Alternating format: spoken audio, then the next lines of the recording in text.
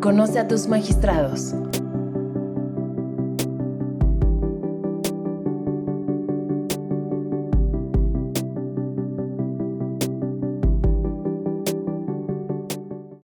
La magistrada Laura Emilia Aceves Gutiérrez nació en la Ciudad de México. Ha laborado desde el año de 1977 en el Tribunal de Justicia Administrativa de la Ciudad de México, donde actualmente es magistrada de Sala Superior. Es egresada de la Facultad de Derecho de la Universidad Nacional Autónoma de México. Tiene estudios de posgrado en Derecho Fiscal y Administrativo por la Universidad Complutense de Madrid y por la Universidad de Salamanca en España. Pertenece a la Asociación Mexicana de Juzgadoras, es magistrada fundadora de la Asociación Mexicana de Impartidores de Justicia en la Ciudad de México, miembro de la Academia Mexicana de Derecho Fiscal e integrante de la Asociación Mexicana de Derecho Administrativo. Un gusto estar con ustedes desde el canal de YouTube del Tribunal de Justicia Administrativa de la Ciudad de México en el marco de la conmemoración del 50º aniversario de la fundación de este Tribunal de Justicia Administrativa de nuestra Ciudad de México en el programa Conoce a tus magistrados.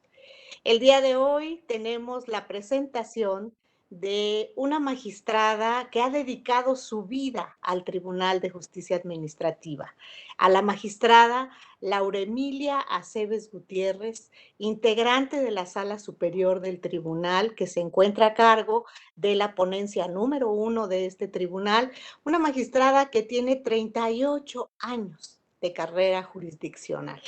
Es un placer, un honor y un orgullo, magistrada Aceves, poder entrevistarla el día de hoy y que nos haga favor de platicar acerca de su vida personal y profesional para que los ciudadanos de la Ciudad de México, de nuestra capital, conozcan su trayectoria personal y profesional y sepan quiénes son los magistrados que integran su Tribunal de Justicia Administrativa. Magistrada, usted nació en la Ciudad de México y estudió la primaria, los estudios iniciales en un estado de la República. Platíquenos por qué se traslada, dónde comienza sus estudios primarios. Muchas gracias, señora ministra. Es para mí un honor ser entrevistada por una persona como usted, a quien tanto admiro. Muchas gracias. Y desde luego, con mucho gusto, les platico que mi padre, siendo médico cirujano, se trasladó a Ciudad Altamirano Guerrero, donde yo crecí, donde mi infancia la pasé en esa ciudad, en esa pequeña ciudad, desde luego rodeada de todas las cuestiones médicas, ya que mi padre tenía una clínica, una farmacia, y yo obviamente el día a día lo vivía en relación a todo lo que sea la medicina. ¿Y por qué derecho si estaba tan involucrada en las cuestiones médicas?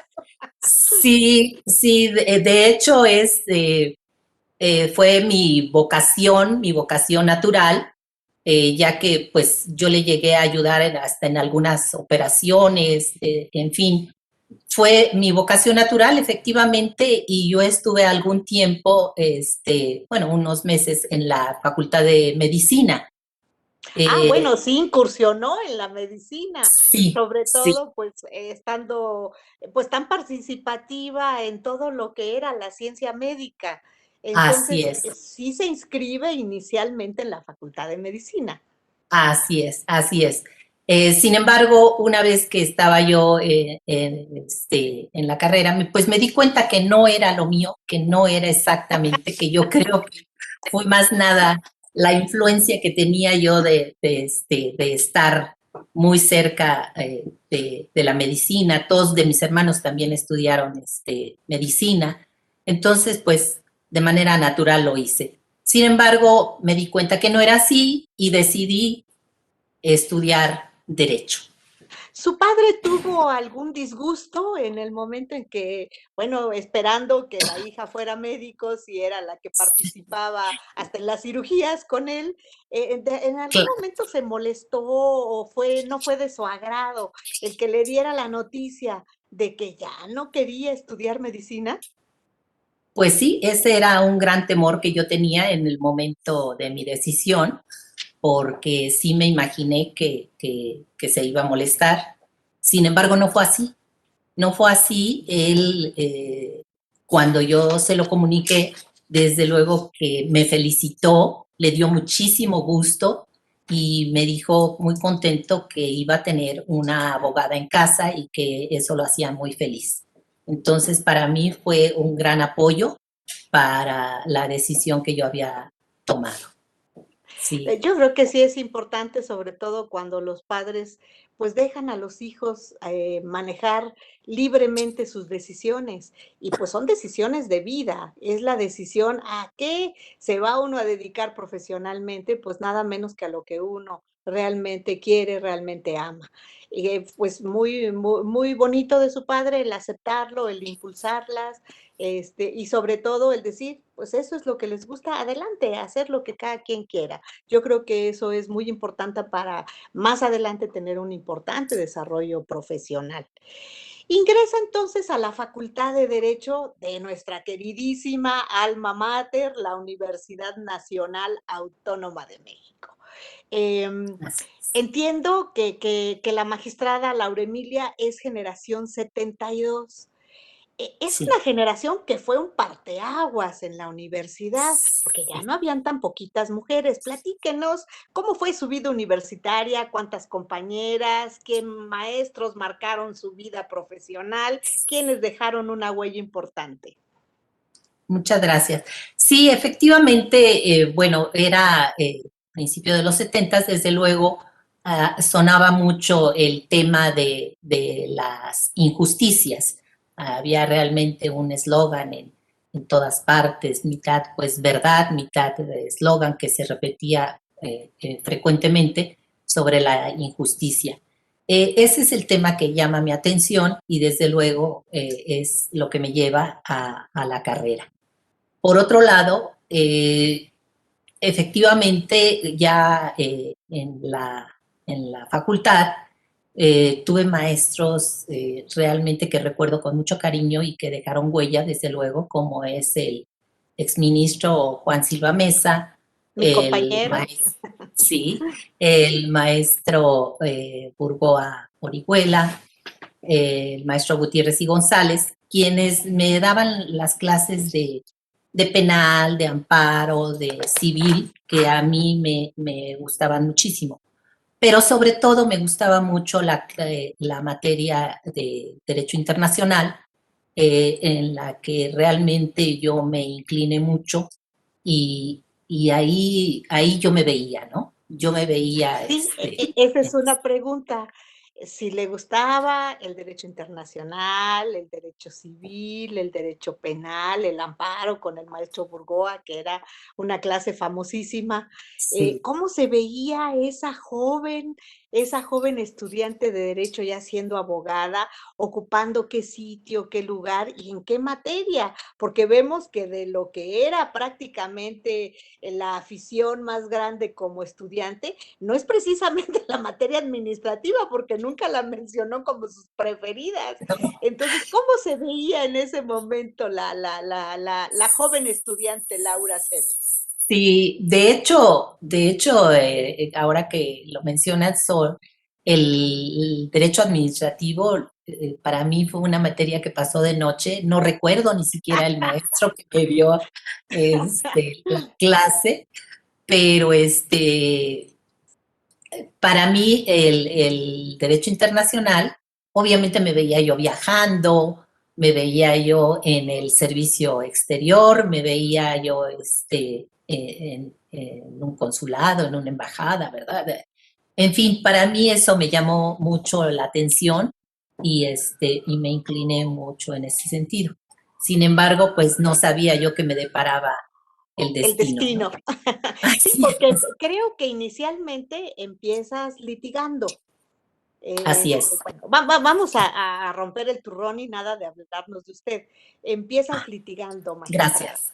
en un despacho, pero el litigio no se te da, no es lo tuyo. No. Entonces, ¿cómo descubres que la judicatura es realmente lo que apasiona en tu vida profesional?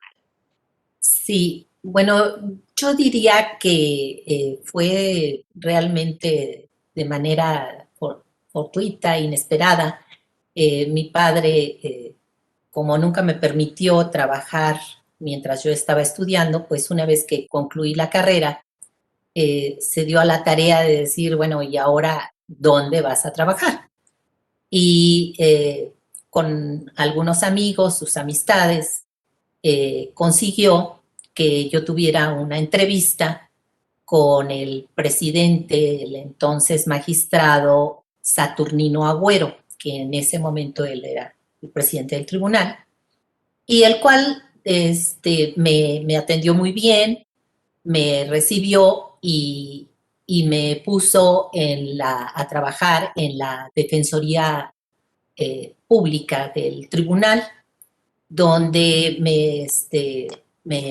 me llevaron a la primera línea, que era la de la asesoría, y ahí fue realmente donde yo tuve mi primer contacto con el derecho administrativo, las necesidades de los justiciables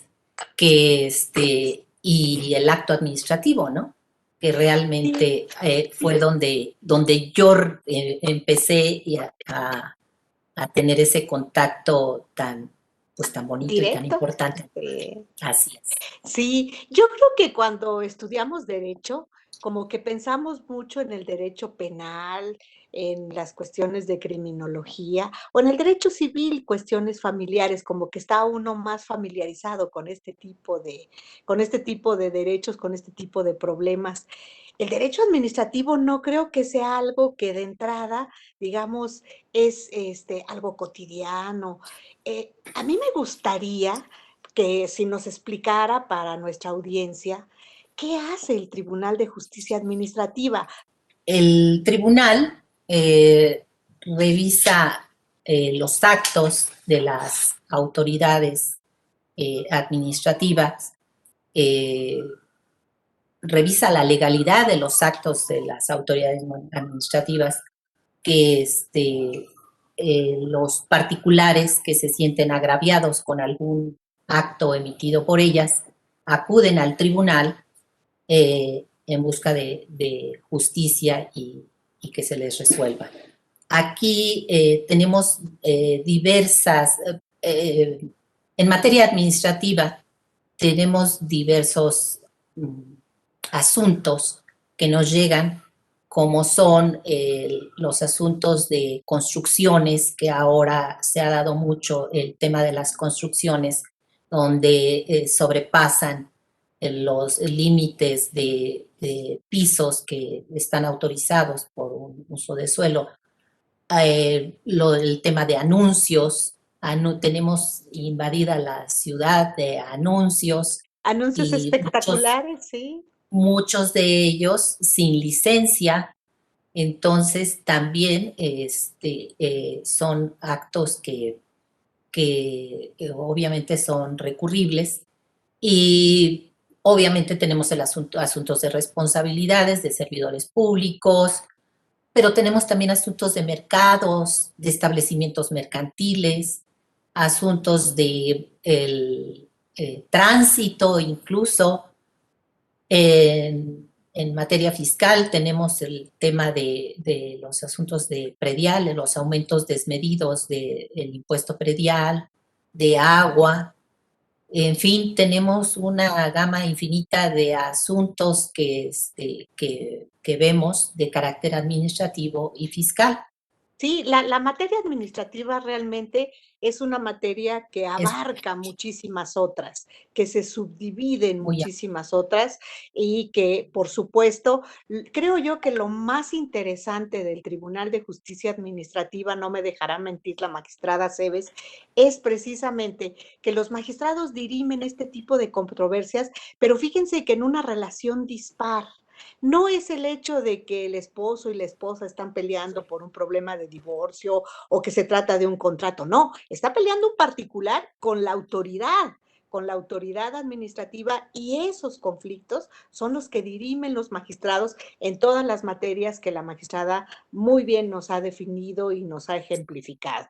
Pero, magistrada, volviendo a su trayectoria y volviendo a su llegada al tribunal, dice que su papá hace que se entreviste con el entonces presidente y usted llega a trabajar como asesora jurídica, como defensora jurídica en el tribunal. Y en esta primera ocasión es donde conoce los problemas, la competencia, las atribuciones del tribunal y se enamora del tribunal. Así es, así es. Auténticamente me enamoro del tribunal, es mi primer contacto. Hay, obviamente, el tener la representación de quienes demandan justicia, que es una de las cuestiones que para mí me llamó siempre mucho la atención, y conocer y valorar ahí los quehaceres de los jueces administrativos fue un imperativo muy importante para mí, que los jueces fueran imparciales y pudieran darle vida a una justicia administrativa. A mí ahí me enamoré del tribunal, pero bueno, pues creo que ahí viene un poco el tema de cuestiones personales que, que hacen que no pueda continuar mi vida profesional. Pues es que véanla, es una mujer muy guapa, es una mujer siempre muy arreglada, muy bonita, muy distinguida, y pues evidentemente, pues estando en esa edad, inmediatamente pues se casó, se casó y Sí, además tuvo 2 hijos, ¿verdad? Y ahí es donde hay 3. un impas. Platíquenos cómo se da ese impas en el salirse un rato del tribunal, pero platíquenos además la parte más importante, que es el regreso al tribunal después de haber tenido a un niño y una niña. Sí, muchas gracias. Sí, pues efectivamente me casé joven, fui madre muy joven y me dediqué a ser madre, pero esto me llevó 6 años. 6 años que estuve dedicada a ser madre, a ser esposa y pues un buen día cuando estaba en casa y mi padre me visita, me llama mi atención y me dice, bueno, ¿acaso te vas a quedar a cuidar y a tener hijos, a dedicarte? ¿Esa es tu vocación, tener hijos? Y desde luego, bueno, tuvimos una larga conversación en la que, como siempre lo dije, él siempre apoyando y estimulando y obviamente impulsando la profesión de las mujeres, que eran mi hermana y yo, principalmente siempre impulsándonos a tener una profesión y a superarnos. Tuvimos una plática muy bonita, muy importante, y únicamente quiero hacer mención que esa fue la última plática de fondo que tuve con mi padre, porque a los pocos meses falleció y desafortunadamente no se dio cuenta que ese mismo año yo regresaba al tribunal. Pues yo creo que fue como un homenaje incluso a ese padre que siempre apoyó, que siempre estuvo al tanto del desarrollo profesional y que además regresó a decirte, recuerda que eres profesionista y que debes de regresar a trabajar. Y en el momento en que él fallece, pues yo creo que viene a ser hasta como una parte de rendirle un homenaje y decir, sí, papá, voy a Sí, regresar y voy a ser una magnífica profesionista como lo claro, es realmente la claro. magistrada.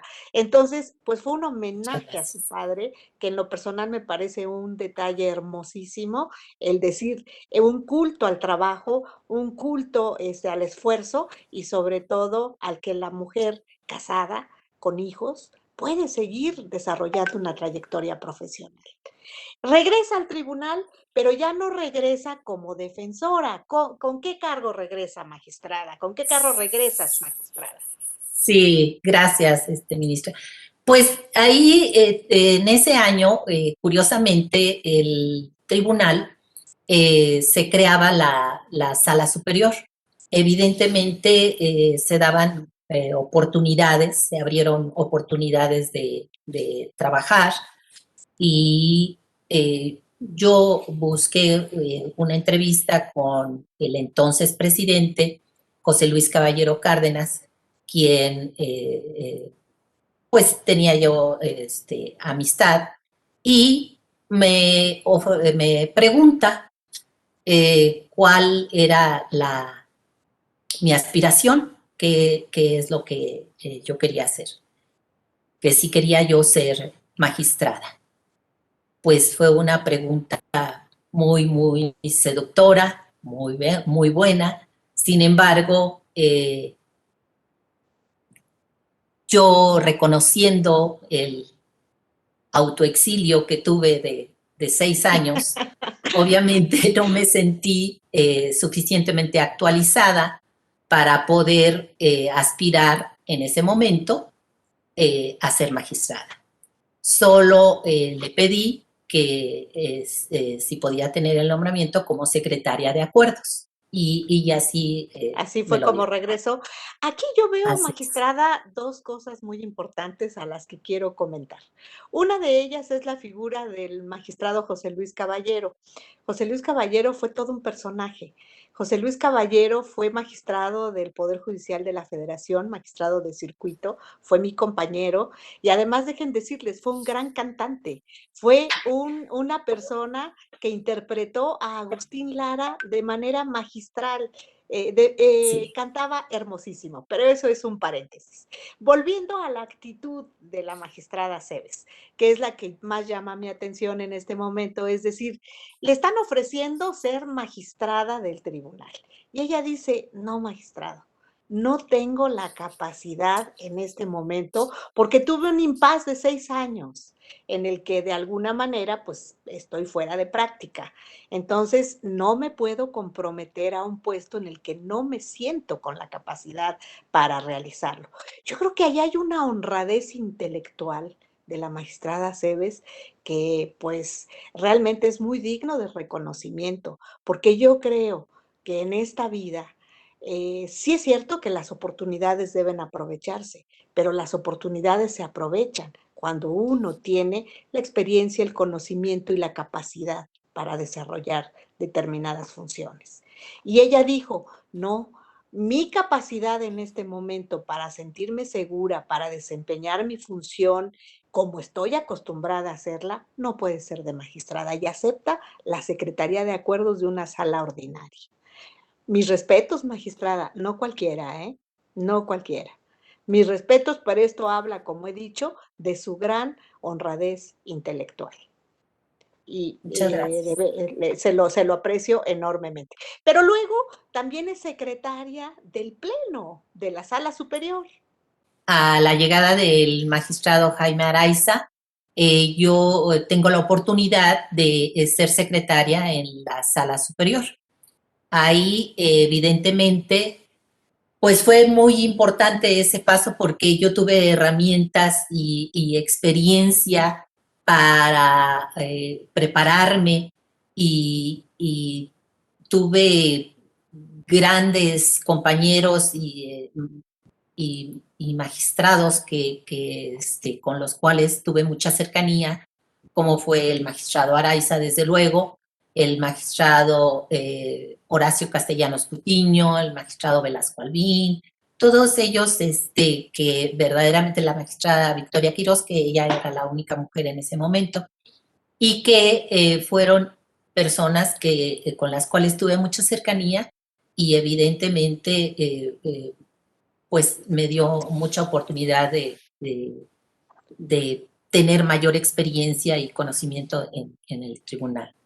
Con lo que al poco tiempo hubo oportunidad de que había había una licencia que se tenía que cubrir y en ese entonces el pleno de la sala superior podía nombrar a un magistrado suplente. Y Existía ese es el esa primer figura. cargo en el que la nombras. Así es, y el pleno me nombra como magistrada suplente. Estuve un año desempeñando ese cargo y una vez se me da la oportunidad de que había una vacante para como magistrada de sala ordinaria, ya magistrada titular, y tengo la oportunidad de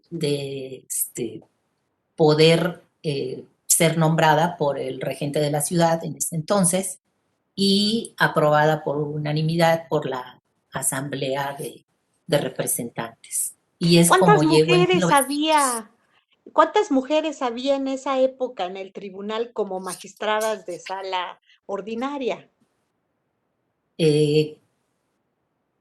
Pues me parece que éramos muy pocas, éramos no más de 2 magistradas. ¿Y una en sala sala superior? Y una en la sala superior, sí. Pues realmente es de las pioneras, eres de las pioneras magistrada del tribunal y además pionera como magistrada también, un ejemplo para las mujeres jóvenes que hoy buscan el llegar en algún momento a ocupar un puesto jurisdiccional como el tuyo, enseñándoles que a través del estudio, el trabajo, la dedicación, pues es el promover la cultura del esfuerzo. Pero llegas también a sala superior. Yo quisiera que nos platicaras como magistrada en un cuerpo colegiado, primero con tres compañeros y después ya con muchos más en sala superior. ¿Cuál ha sido tu experiencia? ¿Cuál ha sido tu vivencia de un cuerpo colegiado? ¿Es fácil? ¿Es difícil? ¿Los compañeros cómo se comportaban en esa época con una mujer profesionista, magistrada, que les gustara o no, era su par? ¿Eran solidarios? ¿Eran amables? ¿Había compañerismo o eran ásperos, eran un poco misóginos o cuál era el comportamiento contigo? Sí, desafortunadamente creo que en su mayoría no fui muy aceptada por los compañeros. Sí hubo también alguno muy bueno que finalmente apoyaba, pero yo creo que sí es muy importante señalar que todas esas diferencias que señalas efectivamente llevan a grandes problemas en la colegiación. Creo que uno de ellos es la diferencia de criterios. La diferencia de criterios te lleva a problemas personales. En ese momento yo creo que el celo profesional y el freno a que uno pueda continuar creciendo.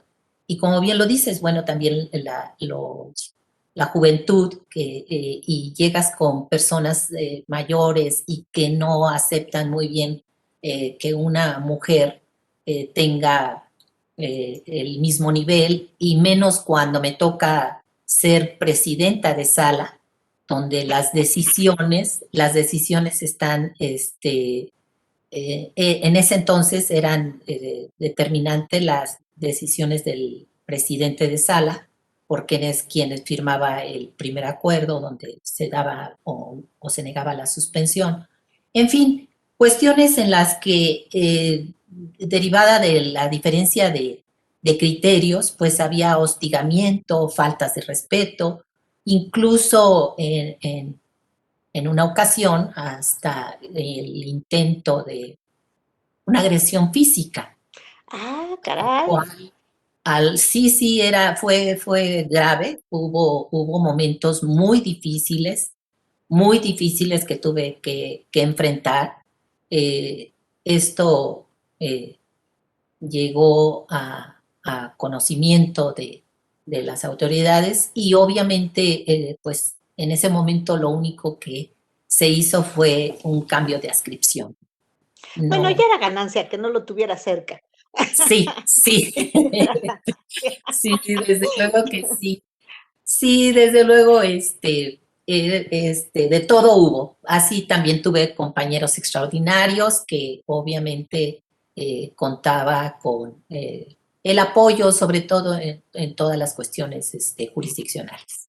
Es que un cuerpo colegiado es Muy complejo, complicado. pero uno tiene que entender cuando trabaja en un cuerpo colegiado que la idea del cuerpo colegiado es que 3, 5, 10, 11 cabezas piensan más que una y que la idea fundamental es que entre todos se construya una decisión que sea la mejor para quién, para el justiciable, porque al final de Sí, cuentas a ellos nos debemos, a los justiciables. La impartición de justicia pues implica precisamente que quienes van a solicitarla lo hacen pues porque consideran que hay una violación de derechos.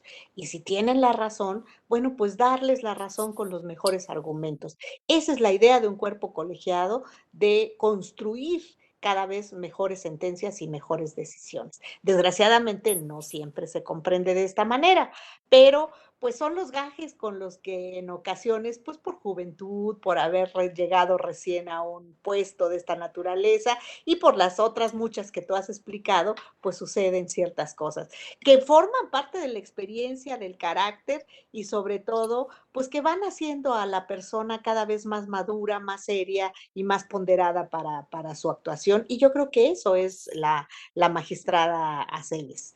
Y bueno, ¿cuántos años tiene la magistrada Aceves como magistrada? Ya no hablo de los 38 años de trayectoria, estoy hablando como magistrada. Son más de 24 años, casi estoy por cumplir 25 años como magistrada. Bodas de plata de magistrada. Sí, sí, No, son además una magistrada querida, respetada, admirada, por las personas que dependen de ella, sus subalternos, y además apreciada y querida por sus compañeros, precisamente pues por su trato amable, ponderado, serio, porque jurídicamente es una gente que se ha ganado un prestigio y un lugar. Precisamente en ese prestigio y en ese lugar que se ha ganado, no solamente dentro del Tribunal de Justicia Administrativa de la Ciudad de México, donde ha desarrollado esta brillante carrera jurisdiccional, la magistrada también tiene un aspecto que me gustaría tratar con ella, que es precisamente la parte académica, la parte de las asociaciones diferentes, prestigiadas, nacionales, internacionales, a las que ella pertenece, y que de alguna manera me encantaría que nos dijera de este cúmulo de asociaciones y de sociedades y de academias a las que pertenece, cuáles llaman poderosamente su atención y cuál ha sido la participación de la magistrada Aceves en este tipo de asociaciones. Sí, muchas gracias.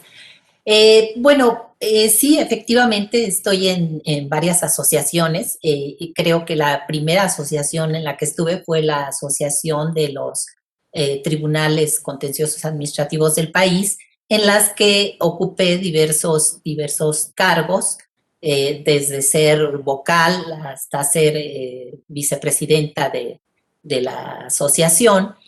Siempre me involucré mucho, hice muy buenas amistades en esa asociación y continúo desde luego en ella. Aquí también recibí alguna medalla por parte en esta asociación, una medalla Teodosio Lares, que me fue otorgada, que me causa mucho gusto No, por mucho ser orgullo, porque además de don los... Teodosio Lara es un orgullo de la materia administrativa, un pilar de la materia administrativa, claro, claro Sí, que sí. Y algo que no hemos mencionado a propósito, y perdón que regrese un poquito a la estancia en sala superior, pero algo que me gustaría mencionar es decimos que la magistrada Cebes ha sido siempre producto de la cultura del esfuerzo y de veras no es una manera de lisonja ni mucho menos, lo demuestra paso a paso su trayectoria por este tribunal. Pero yo quisiera que les platicaras, magistrada, ¿cómo encontraste la ponencia cuando llegaste a sala superior? Eso sería un buen detalle y cómo la tienes actualmente. Sí, muchas gracias. Bueno, realmente yo encontré poco más de 900 asuntos cuando llego a la sala superior y evidentemente, digo, fue algo impresionante. El sistema de trabajo que yo traía no me permitía tener esa cantidad de asuntos, por lo que me di a la tarea de abatir ese rezago y logramos hacerlo en un año aproximadamente. En un año abatiste el rezago de 900 asuntos, Así más es. los que te llegaban durante Sí, el claro, año. claro, claro, claro, porque Una seguían tarea llegando. titánica. Sí, era un trabajo extenuante de muchas horas de trabajo. Evidente, lo que acabas de mencionar en el sentido de el personal con el que cuento, que es personal que ha sido de muchos años, quienes tienen más de 20, 25 años conmigo y que me han apoyado. Trabajábamos hasta altas horas de la noche, pero logramos abatir ese rezago. A partir de ese momento, la ponencia la he mantenido al día, en ceros, y obviamente sí, eso no se hace sola, es una cuestión de equipo, la cual yo reconozco a todo el personal que ha trabajado conmigo, con toda su experiencia y profesionalismo que siempre me han demostrado y obviamente pues ya se convierte en una forma de trabajo. A mí yo siempre he pensado que para impartir justicia no basta con dar justicia, sino que tiene que ser pronta y expedita para que realmente haya justicia. Así lo he mantenido y hasta el día de hoy. No, pues felicitaciones, magistrada.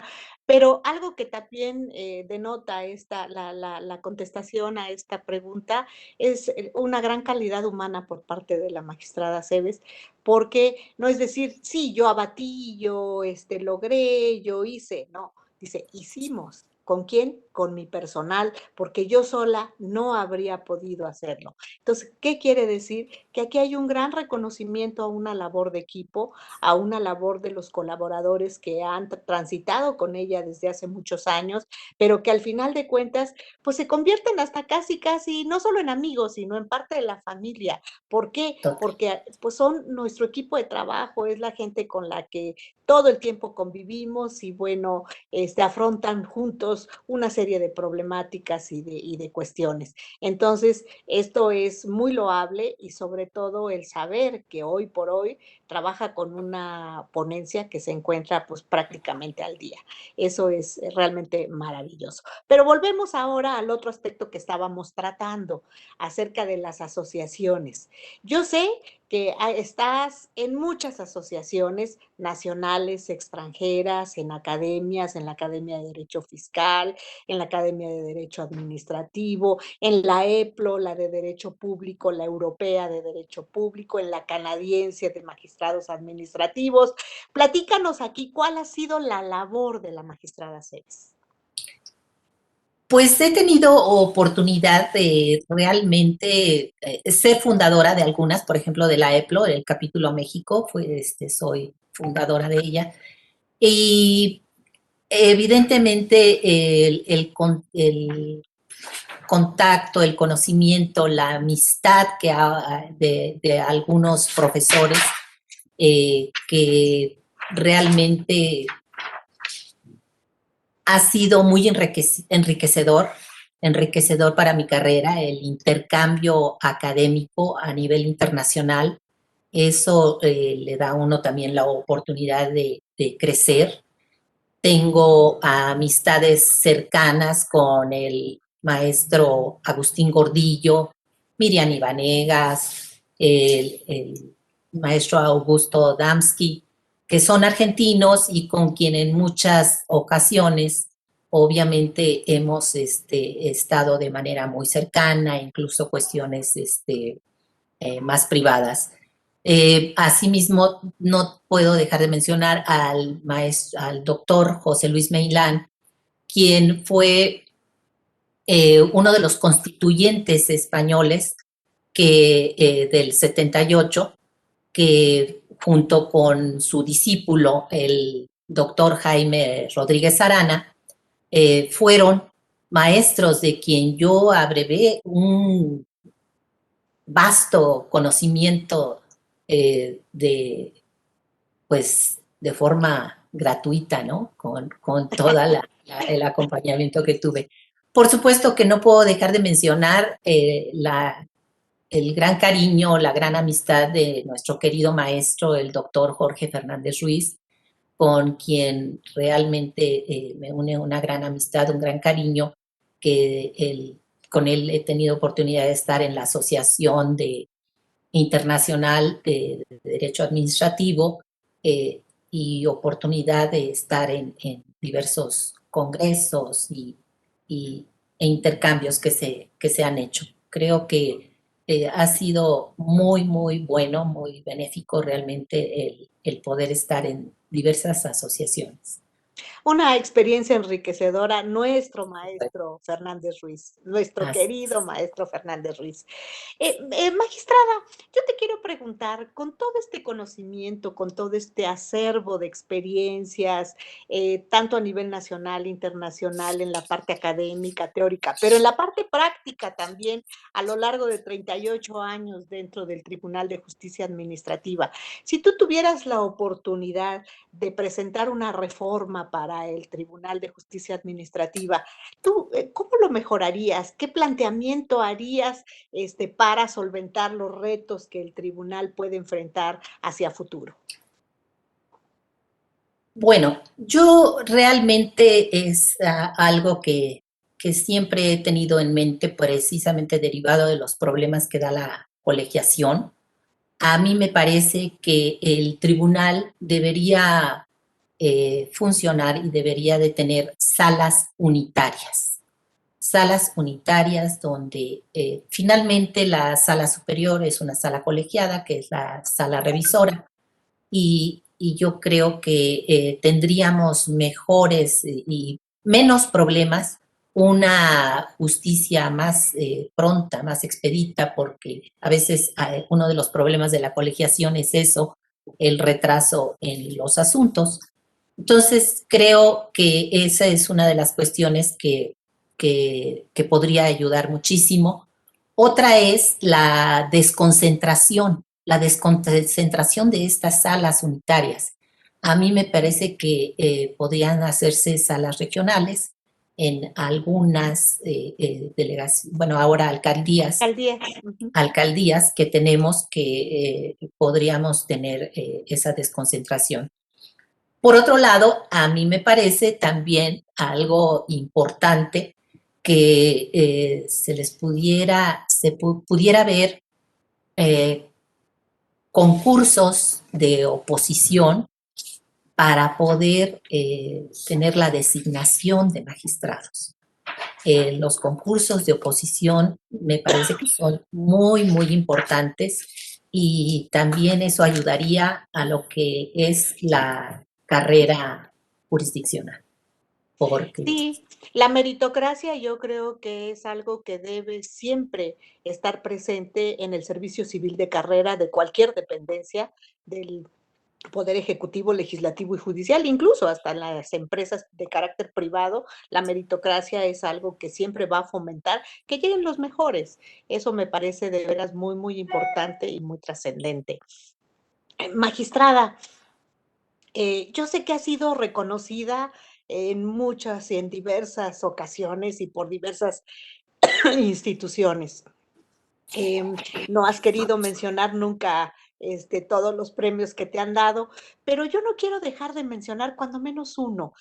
Mencionaste ahorita rápidamente el Tadeo Solares, que se me hace muy importante y digno de orgullo, pero hay uno que yo no quiero dejar de mencionar, magistrada, que es Yo creo que el reconocimiento de nuestros pares es algo que realmente implica, un sentimiento de pertenencia muy grande a nuestro gremio, pero no solo eso, sino que tus compañeros magistrados, juzgadores, de toda la República Mexicana, de los diferentes fueros, de las diferentes materias, de las diferentes instancias, el Día del Juzgador Mexicano te otorguen una presea, yo creo que esto es muy significativo. ¿Quisieras platicarnos qué significó para ti recibir la medalla de AMIG?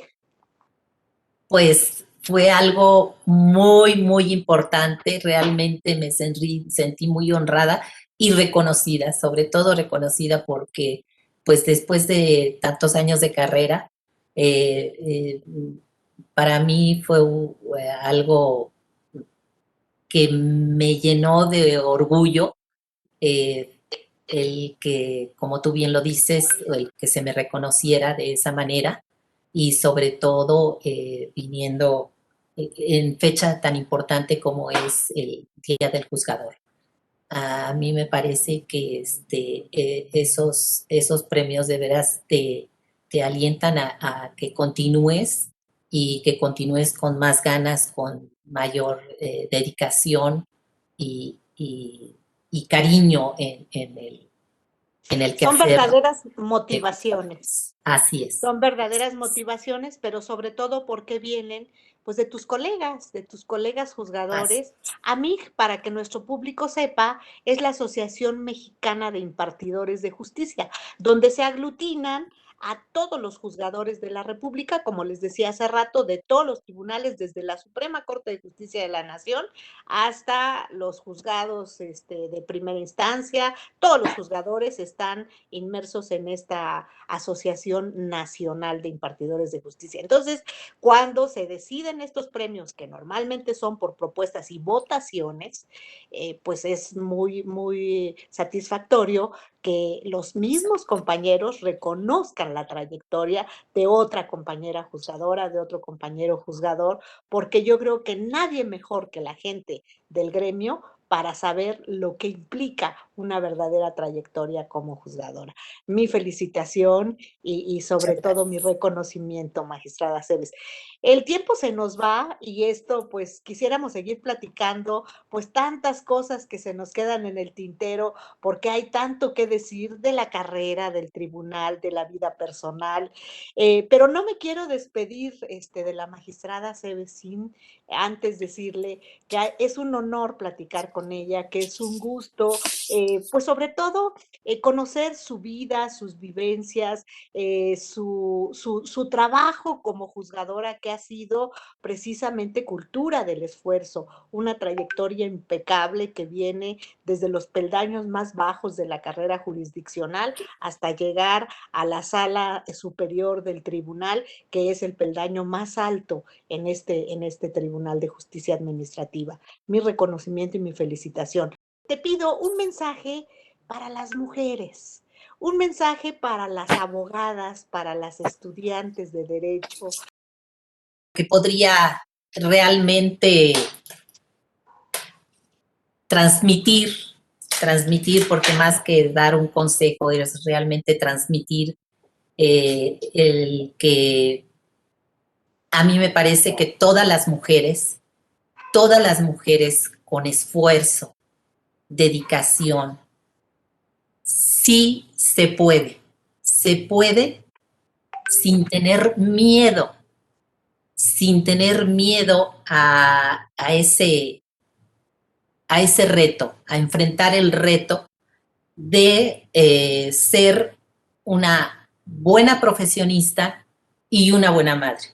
Se puede, sabemos que las mujeres somos nos esforzamos un poco más para poder llegar. Sí se puede, sin miedo, cuesta trabajo, pero podemos llegar.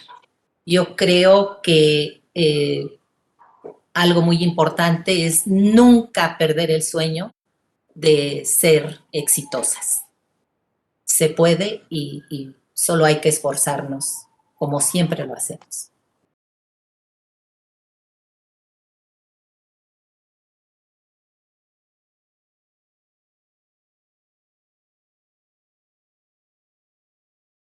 Te invitamos a que nos acompañes en las próximas entrevistas y sigas conociendo a tus magistrados.